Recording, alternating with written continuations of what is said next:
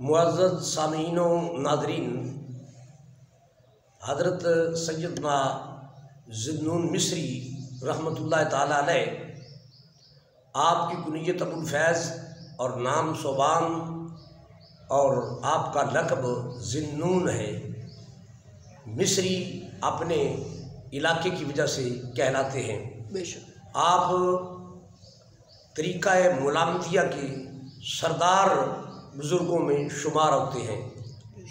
آپ کا طبقہ ملامتیہ سے ہونے کی وجہ سے ظاہری حیات میں اتنی شہرت نہیں تھی جتنی ان کے مقام و مرتبے کے تحت ہونی چاہیے تھی۔ بے شک اللہ نے آپ کو شہرت، ناموری اور نیک نامی آپ کے وصال کے بعد ظاہری حیات سے زیادہ عطا کی، سبحان اس لیے کہ آپ ظاہری حیات میں ناموری اور اپنی اتنی جان پہچان پسند بھی نہیں کرتے تھے۔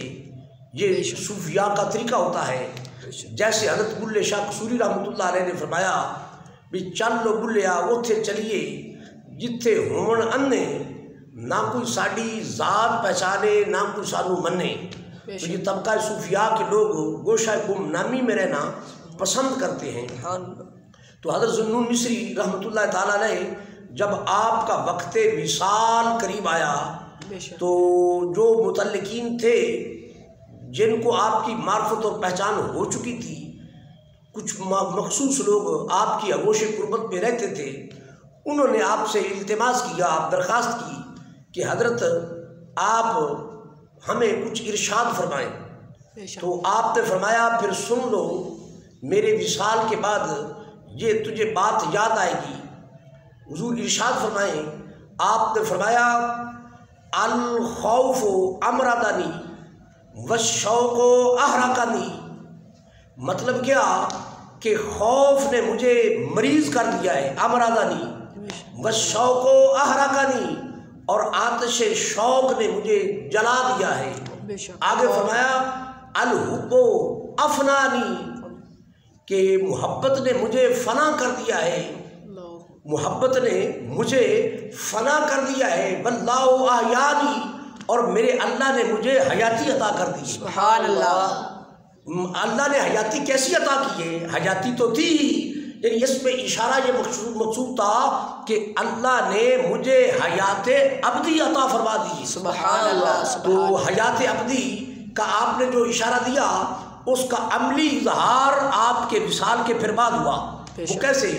آپ کا جب جنازہ جا رہا تھا، سامعین کے یہ گوش گزار ہونا چاہیے کہ آپ اپنی ظاہری حیات میں جب بھی مسجد سے اذان سنتے اور مؤذن کلمہ شہادت کہتا، یعنی اشہد ان لا الہ الا اللہ، تو آپ اپنی انگشت شہادت یوں آسمان کی طرف بلند کرتے، گویا اللہ کی وحدانیت و توحید کی شہادت دیتے انگلی کے ساتھ۔ سبحان اللہ۔ تو جب آپ کا وصال ہو گیا تو آپ کا جنازہ جا رہا تھا تو حسن اتفاق آپ کا جنازہ ایک مسجد کے قریب سے گزرا اور ادھر اذان کا وقت تھا، مسجد میں مؤذن نے اذان شروع کی، ادھر مؤذن کی زبان پر آیا اشہد ان لا الہ الا اللہ، اور ادھر جنازہ مسجد کے بالکل بالمقابل آیا۔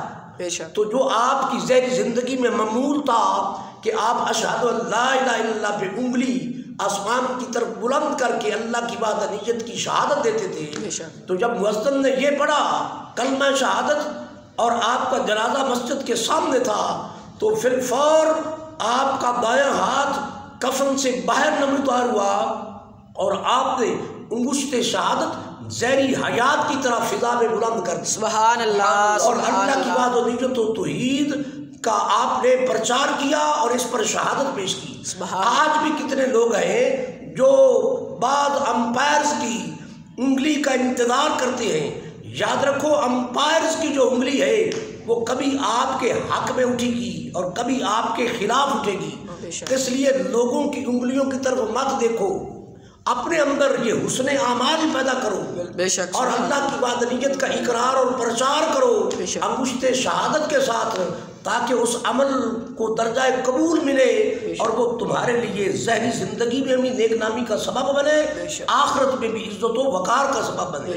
تو حضرت ذوالنون مصری رحمۃ اللہ علیہ نے جب کفن سے انگشت شہادت بلند کی تو آپ کی جو ولایت اور عند اللہ جو آپ کا رتبہ و مقام تھا اس کی 4 داغ عالم میں اور ناموری اور شہرت میسر آئی۔ سبحان تو اس طرح پھر لوگوں نے آپ کا کما ہم کو مرتبہ اور مقام پہچانا، یعنی اتنی شہرت زہری حیات میں نہیں تھی جتنی اللہ نے بعد وصال عطا کی۔ بے شک سبحان اللہ۔ دعا ہے اللہ کریم ہمیں بھی آتش شوق نصیب فرمائے اور اللہ کریم عرفان خدا اور معرفت خدا نصیب فرمائے۔